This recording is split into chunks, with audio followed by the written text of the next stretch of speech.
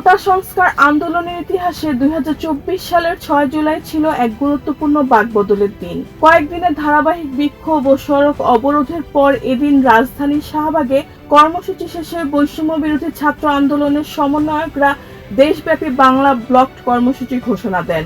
একই সঙ্গে 7 জুলাই থেকে ক্লাস পরীক্ষা বর্জনের ডাক দেওয়া হয়।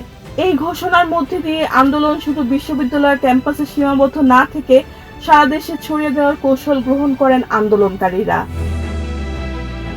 6 জুলাই বিকালে ঢাকা বিশ্ববিদ্যালয় গ্রন্থাগারের সামনে থেকে বৈষম্য বিরোধী ছাত্র আন্দোলনের ব্যানারে একটি বিক্ষোভ মিছিল বের হয়। মিছিলটি ক্যাম্পাসের বিভিন্ন সড়ক প্রদক্ষিণ করে শাহবাগ মোড়ে পৌঁছালে বিকাল 4:37 শিক্ষার্থীরা মোড় অবরোধ করেন।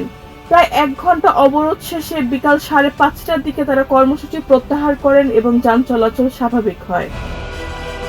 অবরোধ শেষে আন্দোলনের সমন্বয়ক নাহিদ ইসলাম পরদিন বিকাল 3টা থেকে বাংলা ব্লক কর্মসূচির ঘোষণার কথা জানান। তিনি বলেন, শুধু শাহবাগ নয়, রাজধানীর সায়েন্স ল্যাব, নীলক্ষেত, চানখার পুল, মতিঝিল সহ গুরুত্বপূর্ণ মোড় এবং ঢাকার বাইরে বিভিন্ন জেলা ও বিশ্ববিদ্যালয় এলাকায় মহাসড়ক অবরোধ করা হবে।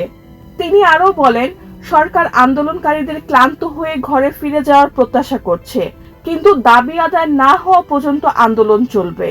প্রয়োজনে আরো কঠোর কর্মসূচি দেওয়া হবে বলেও তিনি সতর্ক করেন। একই সঙ্গে প্রথম থেকে চতুর্থ শ্রেণীর সব সরকারি চাকরিতে কোটার বৈষম্য দূর করার দাবি পুনর্ব্যক্ত করেন। এদিকে 6 জুলাই শুধু রাজধানীতেই নয়, দেশের সব পাবলিক বিশ্ববিদ্যালয় আন্দোলনের ঢেউ ছড়িয়ে পড়ে।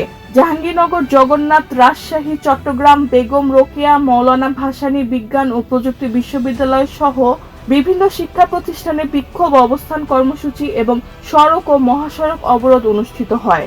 অধিকাংশ জায়গায় শিক্ষার্থীরা ক্লাস ও পরীক্ষা বর্জনেরও ঘোষণা দেন।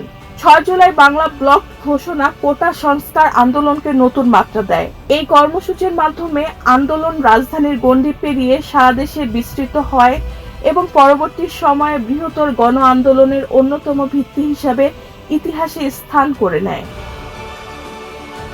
রেহানা বেগম, প্রজন্ম 24।